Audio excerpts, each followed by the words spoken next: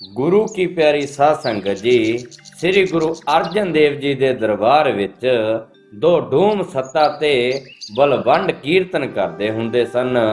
एक दिन इन्हां ढूमां ने अपनी भैन दे विआह वास्ते गुरु जी तो माइक सहायता मंगी। गुरु जी ने कहा, कल अमृत वेले दे कीर्तन दी जो भेटा आवे ਉਹ ਸਾਰੀ ਤੁਸੀਂ ਲੈ ਲੈਣੀ। ਦੇਵ ਨੇਤ ਉਸ ਦਿਨ ਬਹੁਤ ਥੋੜੀ ਭੇਟਾ ਆਈ, ਜਿਸ ਨੂੰ ਲੈਣ ਤੋਂ ਇਹਨਾਂ ਡੂਮਾਂ ਨੇ ਨਾ ਕਰ ਦਿੱਤੀ ਅਤੇ ਗੁੱਸੇ ਹੋ ਕੇ ਗੁਰੂ ਜੀ ਦੇ ਦਰਬਾਰ ਵਿੱਚ ਕੀਰਤਨ ਕਰਨਾ ਹੀ ਛੱਡ ਦਿੱਤਾ। ਗੁਰੂ ਜੀ ਨੇ ਸਿੱਖਾਂ ਨੂੰ ਉਹਨਾਂ ਪਾਸ ਭੇਜਿਆ ਕਿ ਆਣ ਕੇ ਕੀਰਤਨ ਕਰੋ, ਪਰ ਉਹਨਾਂ ਨੇ ਸਾਫ਼ ਨਾ ਕਰ ਦਿੱਤੀ। ਤਦ ਗੁਰੂ ਜੀ ਨੇ ਕਿਹਾ ਕਿ ਇਹ ਹੰਕਾਰੇ ਗਏ ਹਨ, ਇਹਨਾਂ ਨੂੰ ਸਾਡਾ ਕੋਈ ਸਿੱਖ ਮੂੰਹ ਨਾ ਲਾਵੇ ਅਤੇ ਜਿਹੜਾ ਇਹਨਾਂ ਦੀ ਸਿਫਾਰਿਸ਼ ਕਰੇਗਾ ਉਸ ਦਾ ਮੂੰਹ ਕਾਲਾ ਕਰਕੇ ਅਤੇ ਖੋਤੇ ਉੱਤੇ ਚੜਾ ਕੇ ਨਸਰ ਕੀਤਾ ਜਾਵੇਗਾ। ਕੁਛ ਸਮੇਂ ਉਪਰੰਤ ਜਦ ਇਹ ਭੁੱਖ ਨਾਲ ਬਹੁਤ ਦੁਖੀ ਹੋ ਗਏ ਤਾਂ ਇਹਨਾਂ ਨੇ ਸਿੱਖਾਂ ਨੂੰ ਆਖਿਆ ਕਿ ਸਾਨੂੰ ਗੁਰੂ ਜੀ ਪਾਸੋਂ ਬਖਸ਼ਵਾ ਦਿਓ, ਪਰ ਜਦ ਕਿਸੇ ਨੇ ਵੀ ਉਹਨਾਂ ਦੀ ਹਾਮੀ ਨਾ ਭਰੀ ਤਾਂ ਉਹ ਤੰਗ ਹੋ ਕੇ ਲਾਹੌਰ ਭਾਈ ਲੱਦਾ ਪਾਸ ਗਏ। ਆਪਣੀ ਸਾਰੀ ਵਿਥਿਆ ਦੱਸ ਕੇ ਇਹਨਾਂ ਨੇ ਬੇਨਤੀ ਕੀਤੀ ਕਿ ਆਪ ਪਰ ਉਪਕਾਰ ਕਰਕੇ ਸਾਨੂੰ ਗੁਰੂ ਜੀ ਤੋਂ ਬਖਸ਼ਵਾ ਦਿਓ। ਉਹਨਾਂ ਉੱਤੇ ਤਰਸ ਕਰਕੇ ਭਾਈ ਲੱਦਾ ਜੀ ਨੇ ਗੁਰੂ ਜੀ ਦੇ ਹੁਕਮ ਦੀ ਪਾਲਣਾ ਕਰਨ ਵਾਸਤੇ ਆਪਣਾ ਮੂੰਹ ਕਾਲਾ ਕਰ ਲਿਆ ਅਤੇ ਖੋਤੇ ਉੱਤੇ ਚੜ ਕੇ ਉਹਨਾਂ ਦੇ ਨਾਲ ਗੁਰੂ ਜੀ ਪਾਸ ਆ ਗਏ। ਗੁਰੂ ਜੀ ਪਾਸ ਹਾਜ਼ਰ ਹੋ ਕੇ ਜਦ ਭਾਈ ਲੱਦਾ ਨੇ ਬੇਨਤੀ ਕੀਤੀ ਕਿ ਸੱਚੇ ਪਾਤਸ਼ਾਹ ਇਹਨਾਂ ਨੂੰ ਬਖਸ਼ ਦਿਓ, ਇਹ ਬੜੇ ਦੁਖੀ ਹੋ ਕੇ ਮਾਫੀ ਮੰਗਦੇ ਹਨ, ਤਾਂ ਗੁਰੂ ਜੀ ਨੇ ਕਿਹਾ, ਜਿਸ ਮੂੰਹ ਨਾਲ ਇਹਨਾਂ ਨੇ ਗੁਰੂ ਘਰ ਦੀ ਨਿੰਦਾ ਕੀਤੀ ਸੀ ਉਸ ਨਾਲ ਹੀ ਹੁਣ ਉਸਤਤੀ ਕਰਨਗੇ ਤਾਂ ਬਖਸ਼ੇ ਜਾਣਗੇ।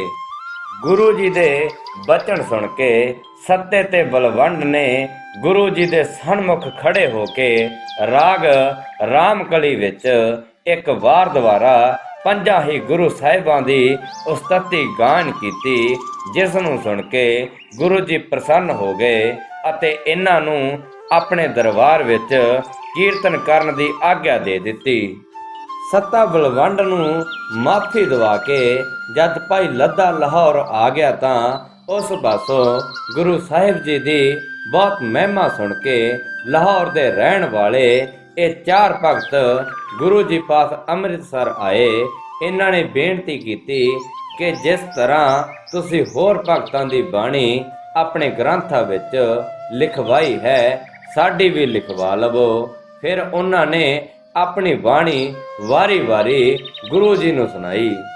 ਭਗਤ ਕਾਨਾ ਪਾਸੋਂ ਉਸ ਦੀ ਇਹ ਬਾਣੀ ਸੁਣ ਕੇ ਗੁਰੂ ਜੀ ਨੇ ਕਿਹਾ ਕਿ ਸਾਡਾ ਮਤ ਭਗਤੀ ਤੇ ਦਾਸਾ ਭਾਵ ਵਾਲਾ ਹੈ, ਪਰ ਤੁਸੀਂ ਆਪਣੇ ਆਪ ਨੂੰ ਉਸ ਦਾ ਹੀ ਰੂਪ ਦੱਸਦੇ ਹੋ ਜੋ ਸਾਡੇ ਸਿਧਾਂਤ ਤੇ ਅਨੁਕੂਲ ਨਹੀਂ ਹੈ।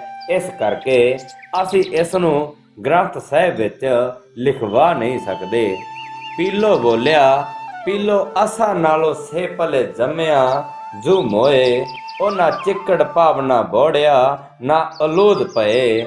ਪੀਲੋ ਦਾ ਇਹ ਸ਼ਬਦ ਸੁਣ ਕੇ ਗੁਰੂ ਜੀ ਨੇ ਕਿਹਾ, ਸਾਡੇ ਮਤ ਗ੍ਰਹਿਸਥ ਪ੍ਰਧਾਨ ਮੰਨਿਆ ਹੈ, ਪਰ ਤੁਸਾਂ ਇਸ ਨੂੰ ਨਿੰਦਿਆ ਹੈ, ਇਸ ਕਰਕੇ ਇਹ ਵੀ ਸਾਡੇ ਗ੍ਰੰਥ ਵਿੱਚ ਲਿਖਣ ਦੇ ਯੋਗ ਨਹੀਂ ਹੈ। ਗੁਰੂ ਜੀ ਨੇ ਕਿਹਾ, ਗੁਰੂ ਨਾਨਕ ਸਾਹਿਬ ਜੀ ਦਾ ਬਚਨ ਹੈ ਕਿ ਸੋ ਕਿਉ ਮੰਦਾ ਆਖਿਆ, ਜੇ ਤੂੰ ਜੰਮੇ ਰਜ਼ਾਨ, ਜਿਸ ਤੋਂ ਸਾਰੇ ਰਿਖੀ ਮੁੰਨੀ ਤੇ ਪੀਰ ਪੈਗੰਬਰ ਜਨਮ ਲੈਂਦੇ ਹਨ, ਉਸ ਨੂੰ ਮਾੜਾ ਆਖਣਾ ਠੀਕ ਨਹੀਂ ਹੈ। ਇਸ ਕਰਕੇ ਤੁਹਾਡਾ ਵਿਚਾਰ ਵੀ ਸਾਡੇ ਸਿਧਾਂਤ ਤੇ ਅਨੁਕੂਲ ਨਾਲ ਹੋਣ ਕਰਕੇ ਗ੍ਰੰਥ ਸਾਹਿਬ ਵਿੱਚ ਨਹੀਂ ਲਿਖਿਆ ਜਾ ਸਕਦਾ। ਹੁਸੈਨ ਨੇ ਕਿਹਾ, ਚੁੱਪ ਵੇ ਚੁੱਪ ਅੜਿਆ, ਚੁੱਪ ਵੇ ਅੜਿਆ, ਬੋਲਣ ਦੀ ਨਹੀਂ ਜਾ ਵੇੜਿਆ, ਸੱਜਣਾ ਬੋਲਣ ਦੀ ਜਾ ਨਹੀਂ, ਅੰਦਰ ਬਾਹਰ ਹਿੱਕਾਂ ਸਾਈ, ਕਿਸ ਨੂੰ ਆਖ ਸੁਣਾਈ, ਇੱਕੋ ਦਿਲਵਰ ਸਭੇ ਕਟ ਰਵਿਆ, ਦੂਜੀ ਨਹੀਂ ਕਦਾਈ, ਕਹੇ ਹੁਸੈਨ ਫਕੀਰ ਨਮਾਣਾ, ਸਤਗੁਰ ਤੋਂ ਵੱਲ ਜਾਈ।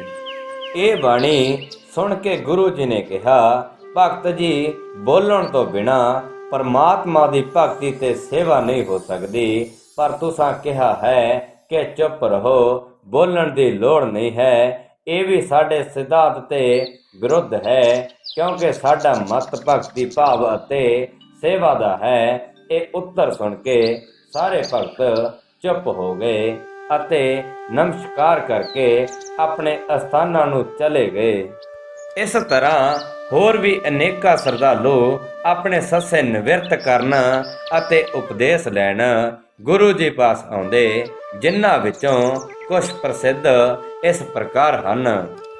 ਇੱਕ ਦਿਨ ਭਾਈ ਪੂਰੀਆ ਤੇ ਚੂੜਪੱਟੀ ਤੋਂ ਗੁਰੂ ਜੀ ਦੇ ਦਰਸ਼ਨ ਕਰਨ ਆਏ। ਜਥਾ ਸ਼ੱਕ ਤੇ ਭੇਟਾ ਰੱਖ ਕੇ ਗੁਰੂ ਜੀ ਨੂੰ ਮੱਥਾ ਟੇਕਿਆ ਅਤੇ ਬੇਨਤੀ ਕੀਤੀ, ਮਹਾਰਾਜ, ਅਸੀਂ ਆਪਣੇ ਪਿੰਡ ਦੇ ਚੌਧਰੀ ਹਾਂ ਅਤੇ ਸਾਨੂੰ ਬਹੁਤ ਝੂਠ ਬੋਲਣਾ ਪੈਂਦਾ ਹੈ।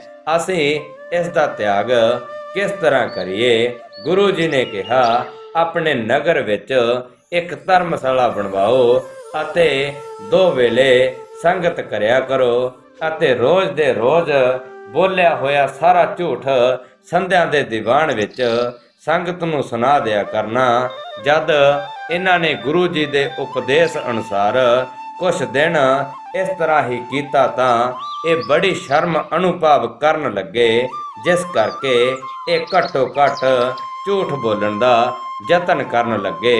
ਇਸ ਤਰ੍ਹਾਂ ਕਰਦੇ ਕਰਦੇ ਅੰਤ ਨੂੰ ਉਹਨਾਂ ਦੀ ਝੂਠ ਬੋਲਣ ਦੀ ਆਦਤ ਬਿਲਕੁਲ ਹੀ ਜਾਂਦੀ ਰਹੀ ਅਤੇ ਉਹ ਸੱਚ ਬੋਲਣ ਦੇ ਆਦੀ ਹੋ ਗਏ। ਵਾਹਿਗੁਰੂ ਜੀ ਕਾ ਖਾਲਸਾ, ਸ੍ਰੀ ਵਾਹਿਗੁਰੂ ਜੀ ਕੀ ਫਤਿਹ।